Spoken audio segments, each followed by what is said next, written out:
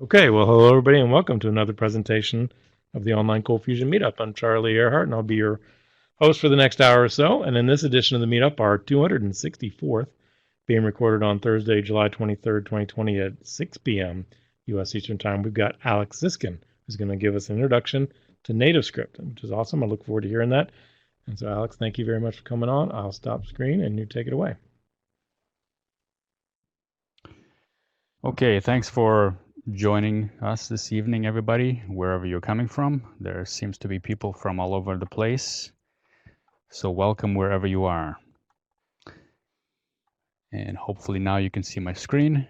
This is an introduction to Nativescript. Okay, so you folks are probably, you might have heard of Nativescript, or maybe you are new to Nativescript. Maybe you've tried it even. But we're going to cover a couple of things here today. One is just what it is, how to get started with it, and we'll look at some code as well. So first, what is Nativescript? Nativescript is it's an open source framework, and its main purpose is to be able to provide JavaScript access to native platform APIs right now for iOS and for Android. It's been around for about 5 years, and it's continually evolving and maturing. There are community projects to have expose platforms like Windows APIs and other APIs as well. I'll show that a bit later. So basically, you are able to write JavaScript code or TypeScript code, and you're able to leverage the APIs directly. So those folks that already know JavaScript or TypeScript, you can write directly against native APIs immediately and be immediately productive. That's what Nativescript brings to the table. Now, as far as writing the actual code, how do you build your applications? Well, there's a few options available. Right now, it works just as plain JavaScript or plain TypeScript. Or you can use Angular, you can use React, you can use Svelte, Vue, and even Ionic. That's coming soon, not right now, but it's coming soon. If this was a live presentation right now, I'd ask you to all raise your hands to see who is using what out there. And I know we have a lot of ColdFusion folks here connecting in, so ColdFusion being, a backend API framework that's been around for a while. So Nativescript certainly will live on top of that and connect to the APIs. Hey, Alex, before we leave the screen, as a front end. Let me interject. Somebody made a comment, and I agree. The yellow quote is kind of cut off in the middle of the screen. Does that appear that way to you?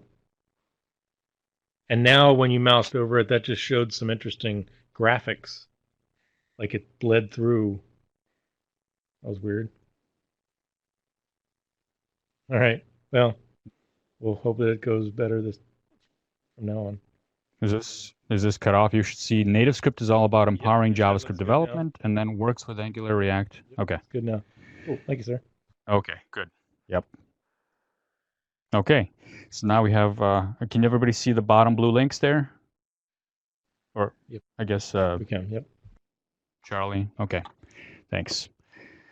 Okay, so currently Nativescript provides, out of the box when you install it, iOS and Android runtimes, so you can develop mobile applications. What are these runtimes? Basically, they provide the connection for real-time development, real-time connection between the native iOS platform and Android platforms and the JavaScript runtimes. So more on Ionic coming this fall. And desktop runtimes, as I mentioned, are also out there. There's community experiments connecting those. All right, so this is probably what you saw as a flashy demo of what's possible to do with basically a native JavaScript application. So this is an app that's been developed. It's called Sweet, and it's out there in the app stores right now. This is probably the most involved app. This was created by the NStudio team. NStudio is developing and supporting Nativescript right now. So this is an example of what's possible to build with Nativescript. All right, so how do you get started with Nativescript? How do you get going?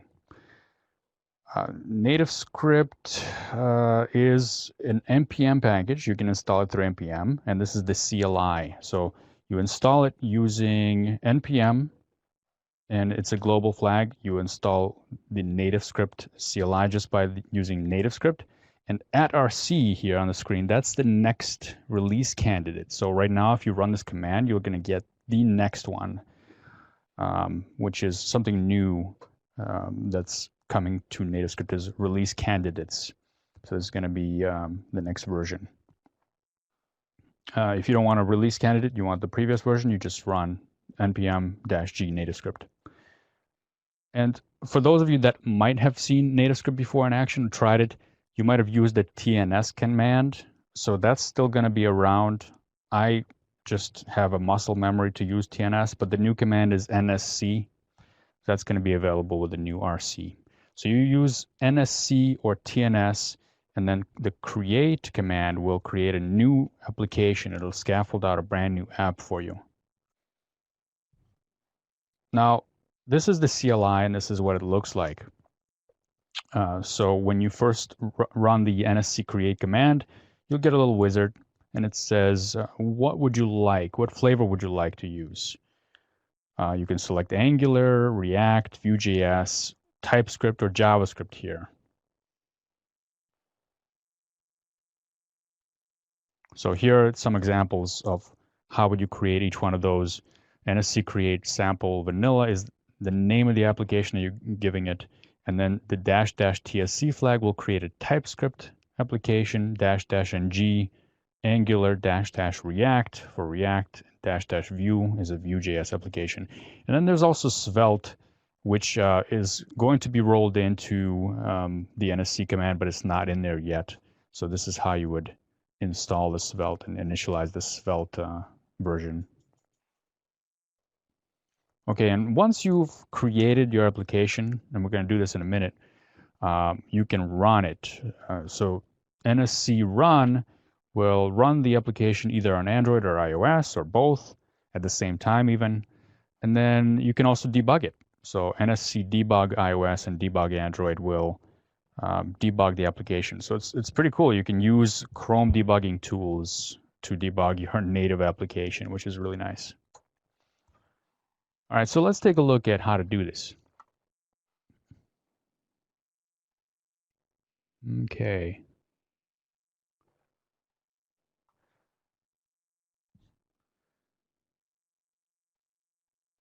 Hopefully that's big enough for the terminal. We're not going to spend too much time here. I'm going to issue the command tns because I'm used to that. By the way, tns stands for Telerik Nativescript. Originally, Nativescript was developed by Telerik. Now it's handled by NStudio, so that's where the TNS comes from. It's a legacy name. TNS create, and then let's give it a name. So I'm going to give the name my TSC app, and I'm going to give it the TSC flag. So I'm creating right now a brand new Nativescript application, and it's of the TypeScript flavor. So I don't get the wizard because I've specified the TSC flag. Now, you have to have a mobile development environment set up in order to use this. And I don't know how many of you are mobile developers out there, how many have tried mobile development. So I'm on a Mac. I can install XCode and run the iOS environment immediately, and everything just works, as the famous person said once. If you want to install the Android environment, you can do that on Linux, Windows, or Mac, and you would get the Android emulator. By the way, I just went ahead and opened the wrong folder. I need to actually go into the My TSC app folder, and then I'm going to open up in Visual Studio Code.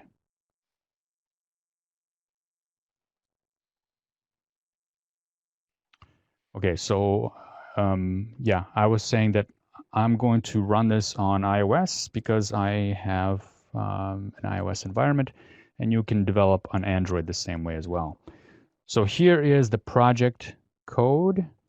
I'm going to kick off this application right now. So I'm in that project folder. I'm going to say tns run iOS. Actually, let's do the debugging command. Okay, so this is telling me that I want to run on the iOS. If I had a device connected, an actual hardware iPhone or iPad, I connect it through USB to my computer here, it can actually detect that and automatically start it on my device, which is pretty neat. But you all won't be able to see that, so we're going to use the simulator here. So I'm going to use iOS simulator. If I wanted to start this on the Android emulator, I could do that as well. So I'm going to run or debug on iOS. And while that's kicking up, let's take a look at the code here. Okay, this is a vanilla NativeScript application. By vanilla, it could be JavaScript, plain JavaScript. In our case, I created a TypeScript. So we have a tsconfig file here, so we can support TypeScript compilation, and everything happens on the fly and behind the scenes, so you don't really need to worry about setting anything up or configuring anything because everything is already configured. And everything is bundled with Webpack before it actually runs in production. So you can issue a production flag when you're deploying. It'll go ahead and minify your code and make it smaller and just get it production ready. In your app folder here, you'll have your application code.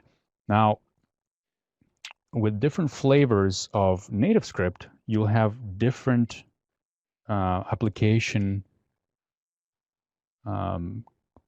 files available to you. And actually, I'm going to bring up another folder here that has a few different samples. We're going to come back to the other one in a bit. So here I have created an Angular one, a React one, a Svelte one, and a vanilla and a Vue. So we were taking a look at vanilla, and we have XML files in there. XML basically defines the UI for how to describe your UI declaratively. And then the code behind files are your TS files here because we're in a TypeScript type of environment.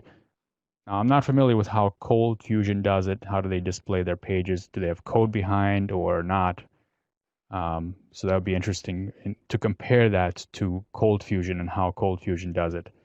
I don't know, Charlie, does ColdFusion have declarative UI and then code behind?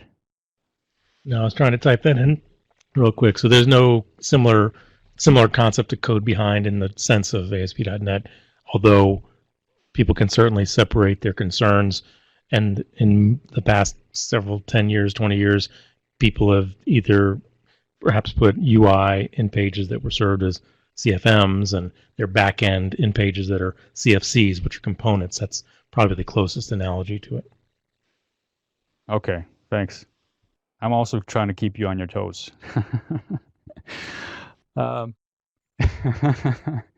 Okay, so that's the TypeScript version. Let's take a look at some other ones here. We have Vue, for example, and Vue has JavaScript as an example. When you scaffold out a brand new Vue application, it gives you JavaScript by default, but you can also use Vue with TypeScript if you wanted to.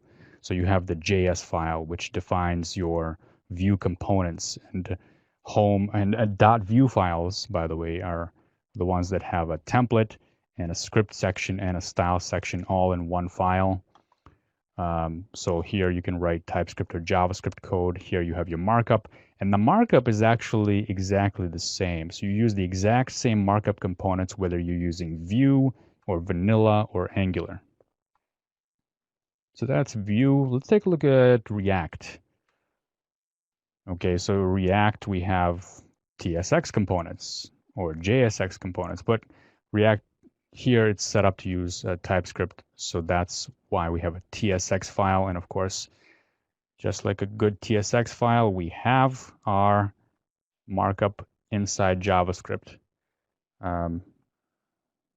So that's using also the components that we get with Nativescript. I'll get into that in a little bit, what those are. And finally, we have Angular here. And an Angular application has a TypeScript file for your component declarations. And you can have your inline templates or your inline styles, or you can have separate CSS or Sass styles, style sheets. And you can also have a separate component HTML files that are declarative. So here's an example of a declarative HTML file. And it has an HTML extension because that's an Angular requirement, but really we're using the same exact type of markup here with these native components defined for the declarative UI. So the bottom line is that you can use any one of these frameworks, whatever you're comfortable with, but you still need to learn these UI concepts. So you're going to be using these same exact labels and flexbox layouts and action bars and buttons across whichever flavor of Nativescript you choose. So we're going to stick with the most simple one, and that's going to be plain TypeScript. So let's take a look at this. Okay, we have a main page.xml file, and we have event handlers that we can hook into on the page, event handlers on all these different components. For example, our button has an Ontap event that's data bound, and it's data bound to the view model. In case anybody's interested, this is using the MVVM pattern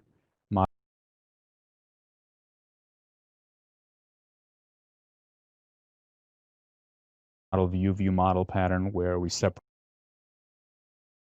out the model, the view, and the view model, and this is the view model layer right here. So it's an observable, which means that any kind of if you set any kind of property in here, it automatically gets reflected in the UI. So let's take a look at the actual application running. Here's my iOS simulator. Let's make it bigger.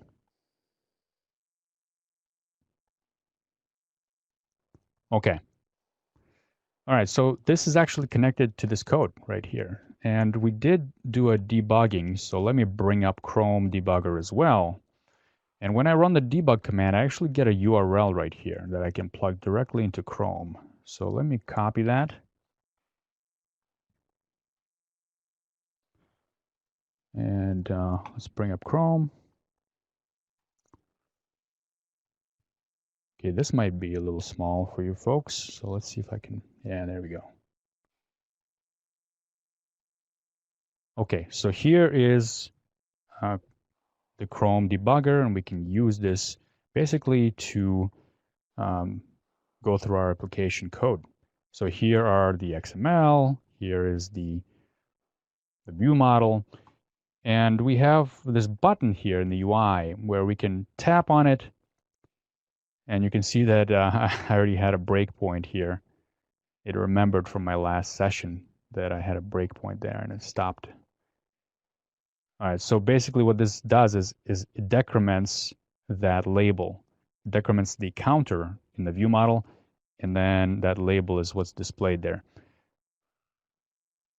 So in the code, you'll see that we have this Ontap handler, and that's the one that we bound right here on the button. So we have this Ontap handler, we decrement the counter, and then we call update message, and the message is updated with the new count. So this is the same code that we see here surfaced in Chrome Debugger Tools. So when I put a breakpoint here, I can tap, and there we are. We hit the breakpoint. We can examine our variables here and step into code. Now, this is JavaScript, and it's running on a native device, which is really cool when you think about it.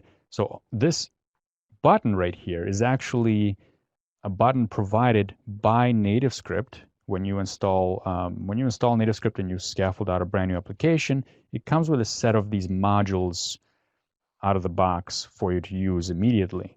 And some of these modules are UI modules. Some of these modules have to do with sensing the device attributes, like getting a hold of the images that are on the device, getting a hold of accelerometer, battery level, things like that.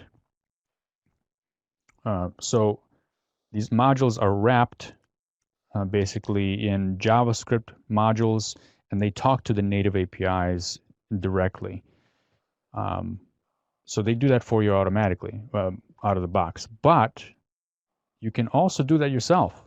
So that's one of the biggest benefits, and in fact, that's what Nativescript is really good at.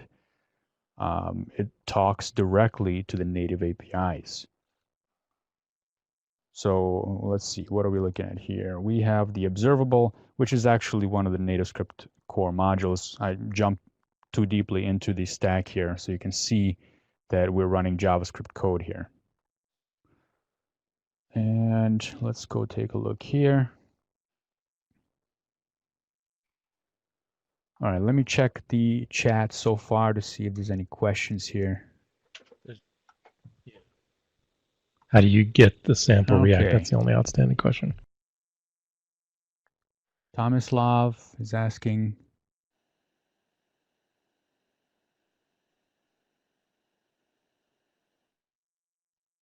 Oh, how do you get the project that I showed? I guess I will actually, yeah, okay. I'll give you a link right now in the chat so we don't forget.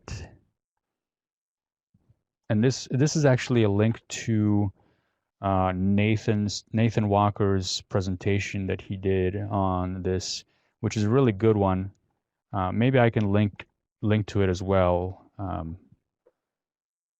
So right now I pasted the repository where all these samples are, and you can take a look at that.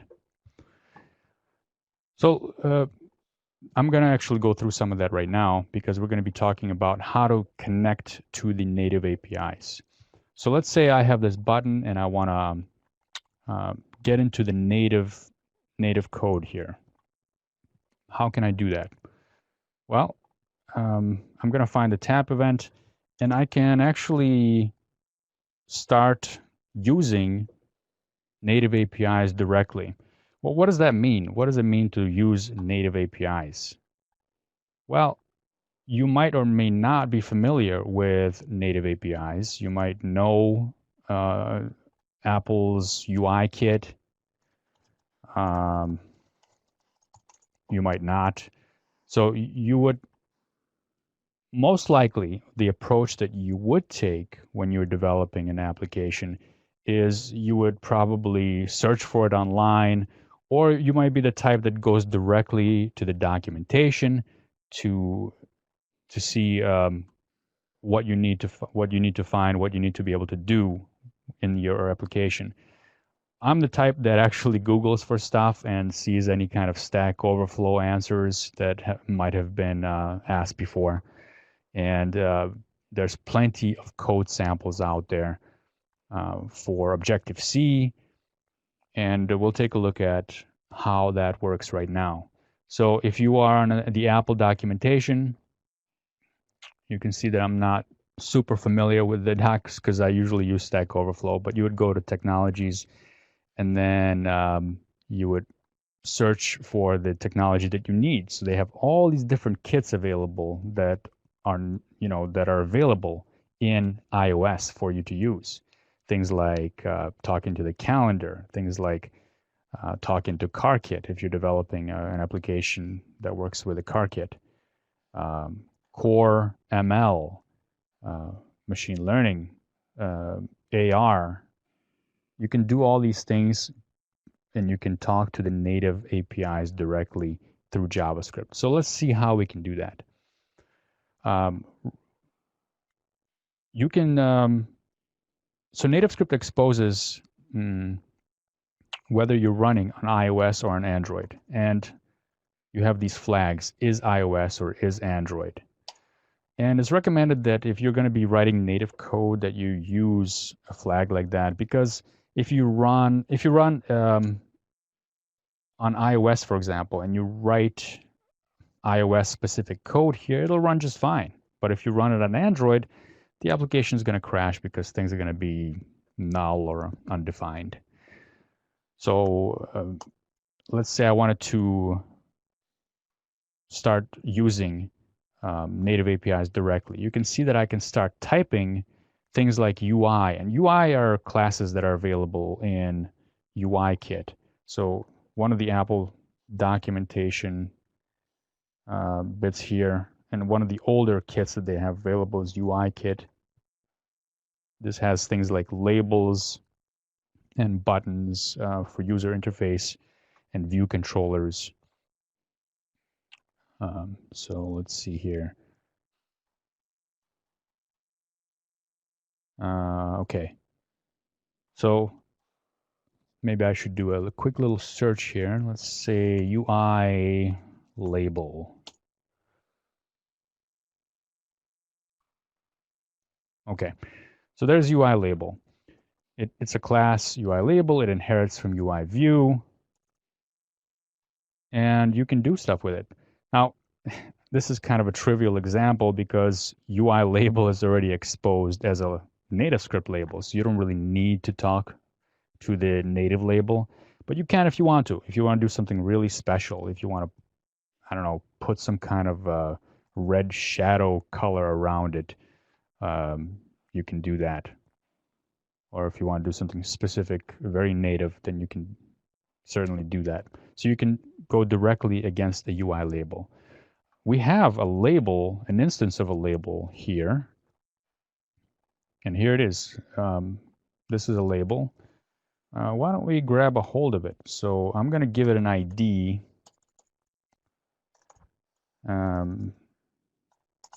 Let's give it an ID of LBL. And in our code, there's a lot of comments here because this is a brand new scaffolded out application. So this is the code behind for the XML. And the page triggers this event called navigating to.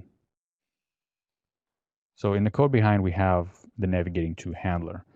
And since this is triggered by the page, we get the args into this function, and we can get a hold of the page. Now, the page also has access to all the other views that live inside the page, and we can get to them by calling getViewById, and we have that LBL ID, which means we got the label. We can get it in our code, a reference to it. Now, it's a view. In fact, all these things are view. The page, the labels, the buttons, they're all part of the view class, which is a Nativescript class. So we can cast that in Typescript as a view. And we can save that off. And we get IntelliSense here. LBL dot. So here are all the things that are capable that you can do on a view.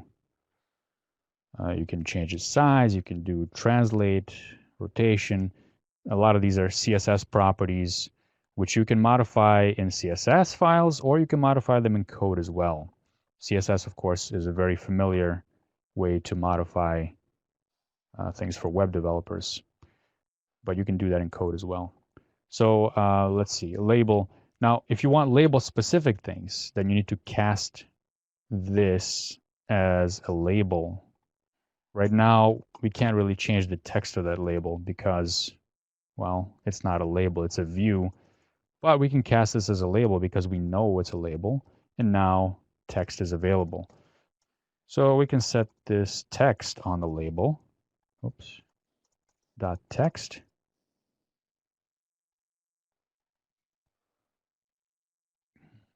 And let's see.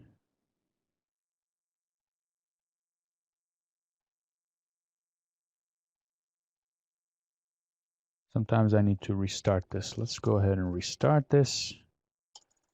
And I'm going to do run. So we don't need the debugger anymore, just to get that out of the way.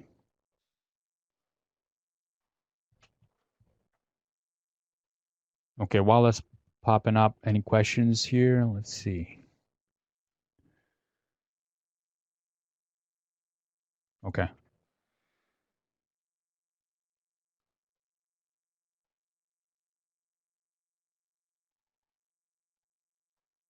All right, so I got a hold of the label and I'm trying to set its text, but that's not working. Oh, I know why it's not working, because the text is actually bound in the view model to the message property. So I'm going to pass this label instance into my view model, just as a shortcut here, into the constructor there.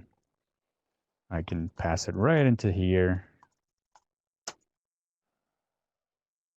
Okay, and now I have an instance of the label available for me to use in my view model. Now when I update the message, right here I call this function. So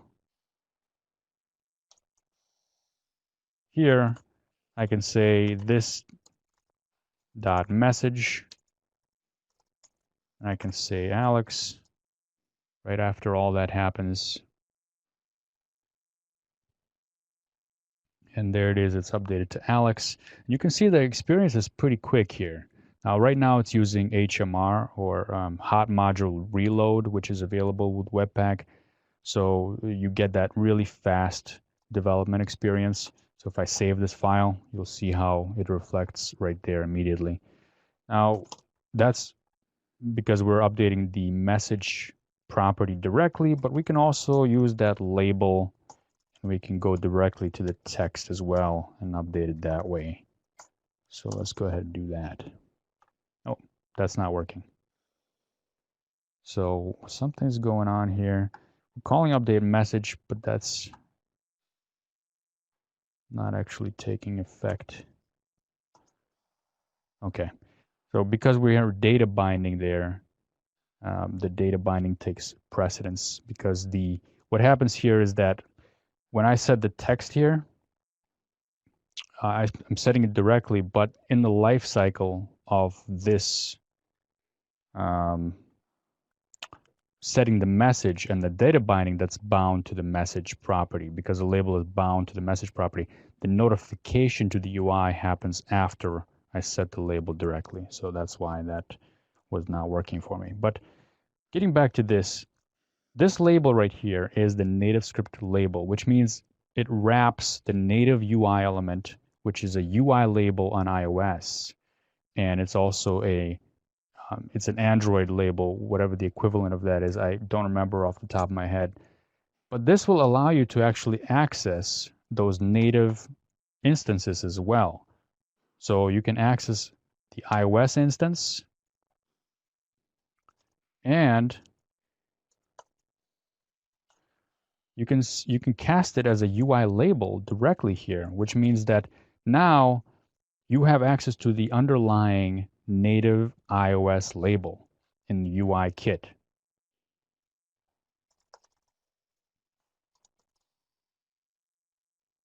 So I went ahead and I got a hold of that. Probably not the best place to do it in the update message. Let's do it. Let's do it here. I'm going to just comment out update message here.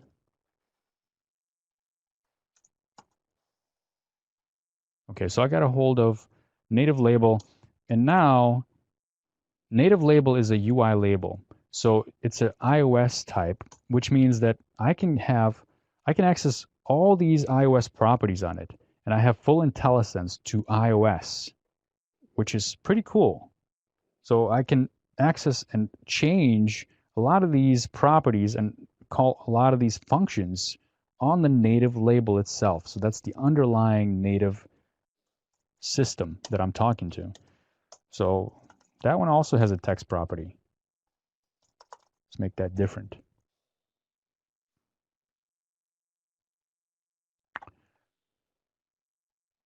Okay, so it's not liking that.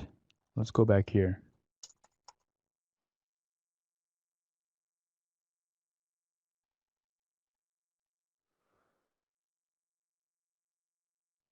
This would be a good place to start that debugger.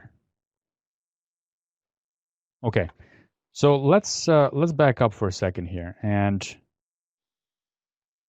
maybe we should do it here.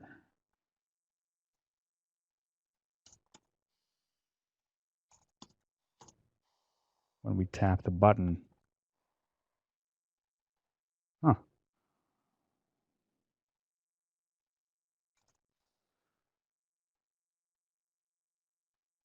Okay, well, I'm doing something wrong, probably because people are watching me. That's what usually happens. I'm going to set the text here. And okay, so we're back to using the Nativescript label, but the iOS one is, for some reason, it's not cooperating with me right now. Maybe because of my usage here. Somebody asked the question, though, and I was going to get to this. How do you do code segmentation on iOS versus Android if you wanted to write separate code? And I kind of started on that trail, and I need to finish that up. So let's say you wanted to access this native label and then do something with it. Let's say you wanted to, I don't know, change the text color here. And then you can do UI color dot red color. Red color is a constant in iOS. Now, because we're talking to the native label, we need to use the native color instance. Let's go ahead and get that message back in here. Okay. Now, if you were running this on Android, this would crash, of course. So you don't want that to happen. And did you see somebody offered a suggestion that might have Let me try one more addressed thing the here. issue? I'm going to turn off HMR by issuing the no HMR flag. And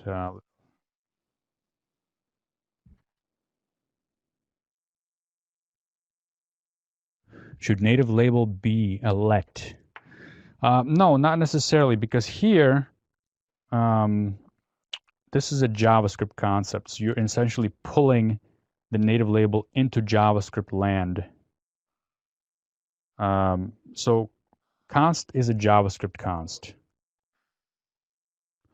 So that should not matter here in this case.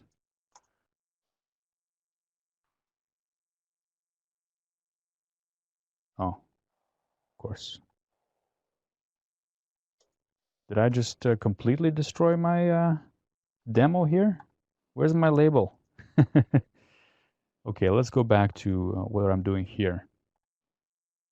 I'm pulling out the label, setting it to the hello world model. There it is.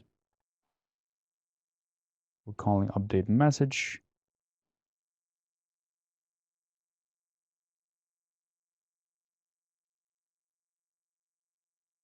And on tap, we're also calling update message. Oh, of course, I removed the binding. Let's bind this back up to message. And we're talking about the text property here.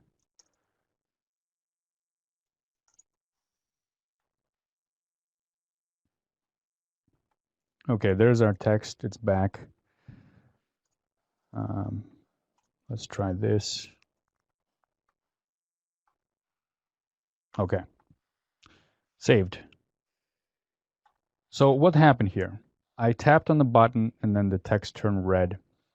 And so on tap, I'm updating the message. Then I'm pulling out the native label. And then I'm using the native instance to set the native color. And again, I said if this runs on Android, this will fail.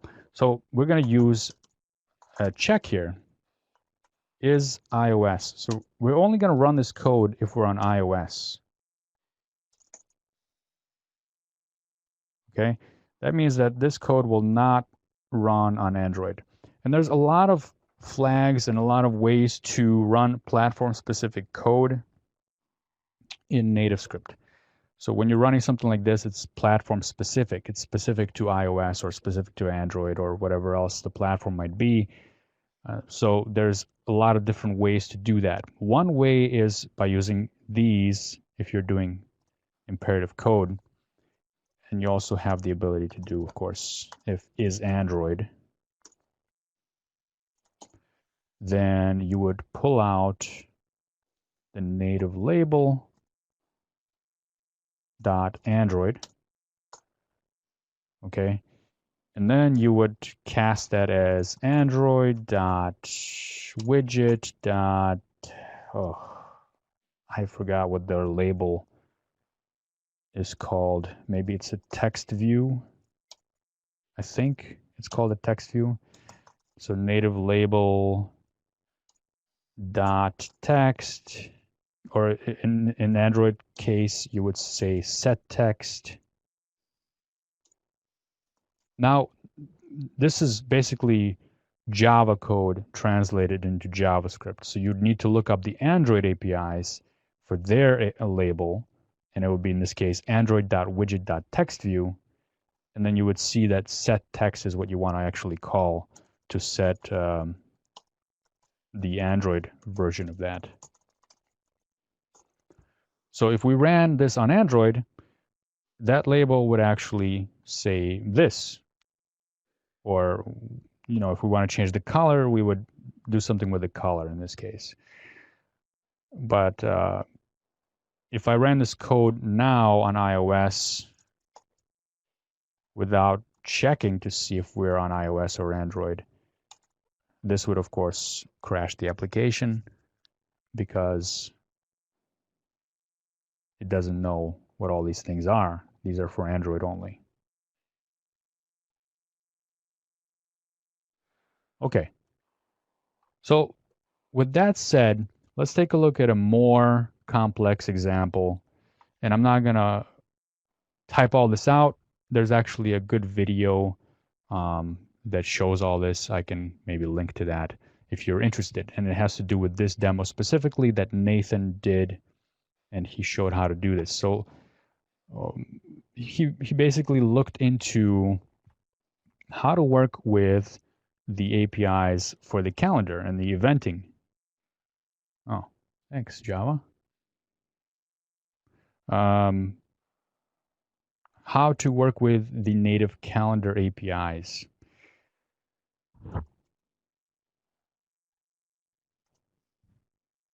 So all these different things here, basically this is the same exact example, and you can download this code from that link I sent, and you'll be able to see that we're using the EK calendar chooser delegate. This is all iOS concepts, and EK is their event kit, also available on the Apple documentation site.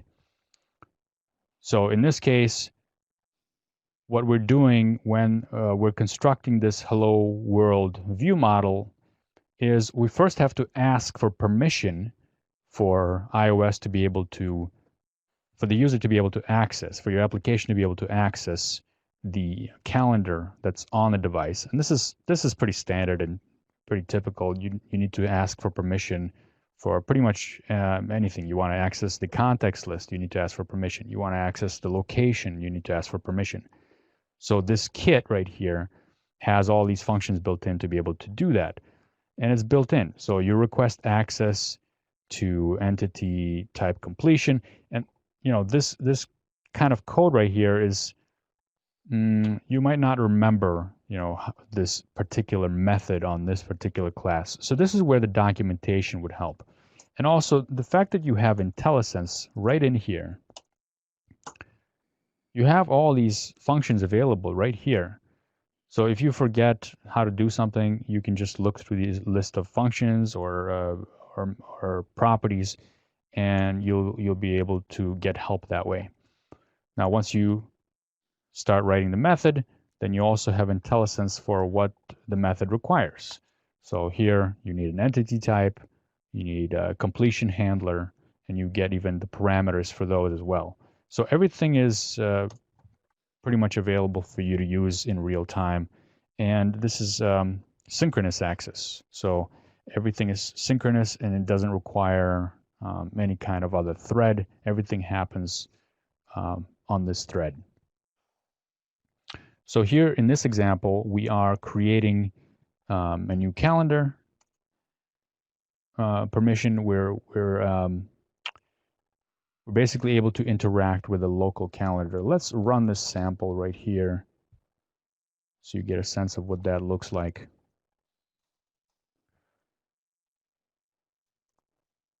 Okay, I'm gonna go into the sample vanilla project and do tns run iOS. Now this was actually created with a newer version of the CLI than I have on my machine, so hopefully everything will run. And while that's kicking up, anybody else have any questions?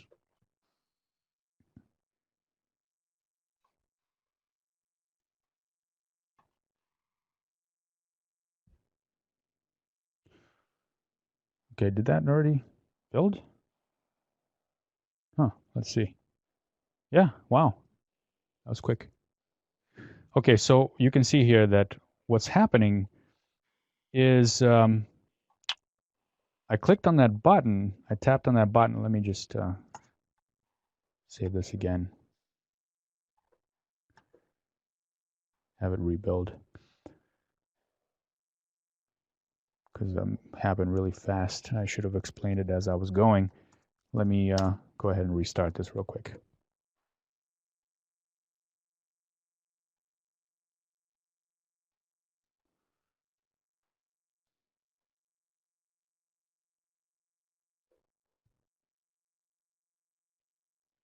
It's a quiet group, huh? Okay, no problem, no problem.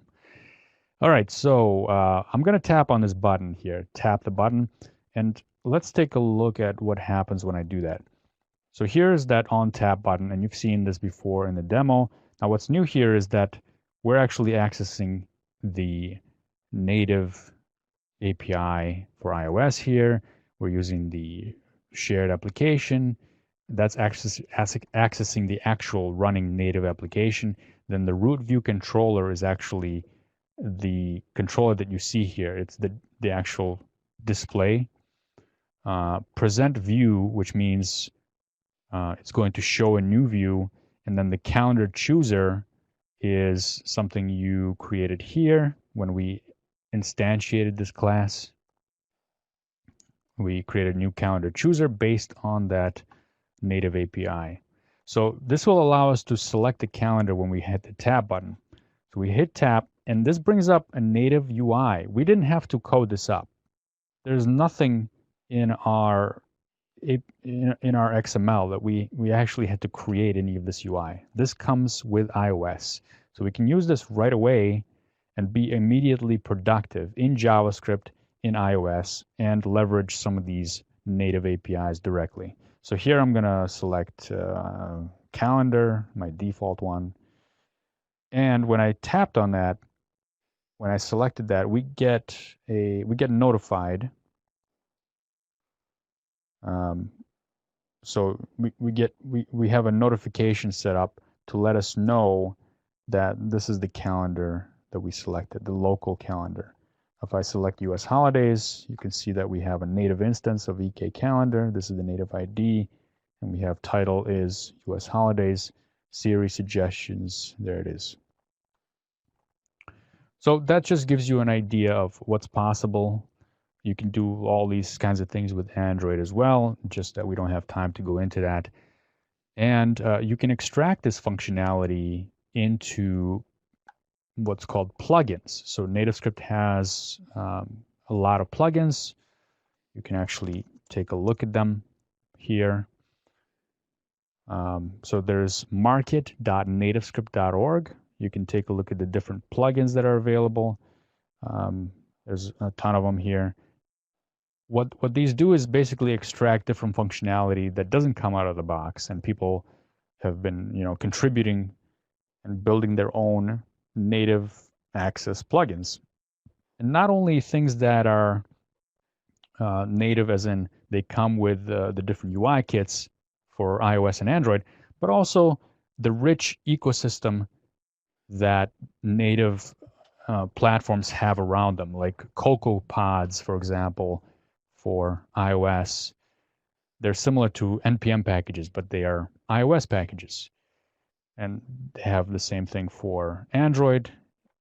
And you can wrap all those in plugins so that you can get those functionality. You can reuse the functionality that people have built in open source and make them into Nativescript plugins. So in this example, this is a plugin that wraps the calendar functionality, and it's a very simple plugin that uses the native APIs directly. So you can take a look at that as well. So let's see.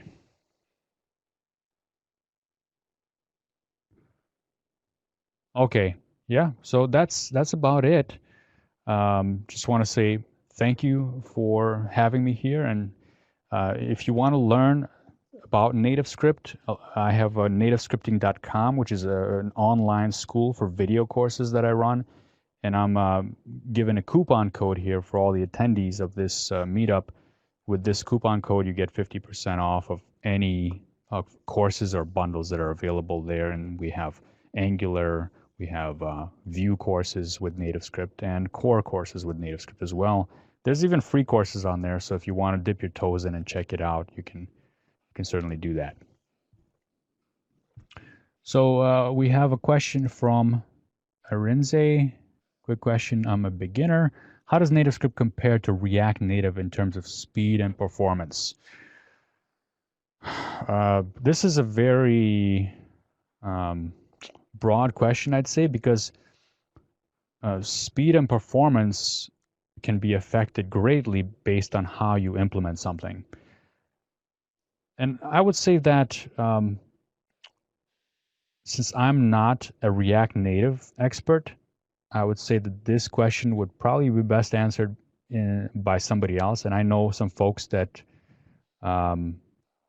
that know React Native and know React Nativescript as well, and they know it very well. One of the people is Jamie Birch. He is the one that started and kickstarted the React Nativescript project. So he works with both of those, and he would be the best person to answer that question. If you're interested, I will be doing a live stream with him on my YouTube channel sometime next week.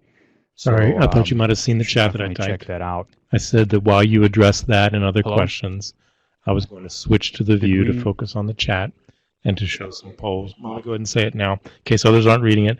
So you guys that are watching, please take a moment and see the polls on the right to get your feedback. But you can go ahead and continue. Yeah. There was a comment there about bundle size.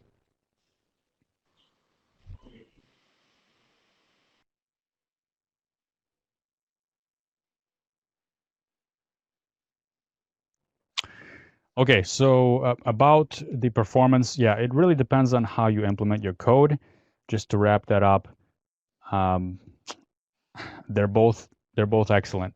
So I really have not specifically compared the performance between them. Okay, so the next question is bundle size.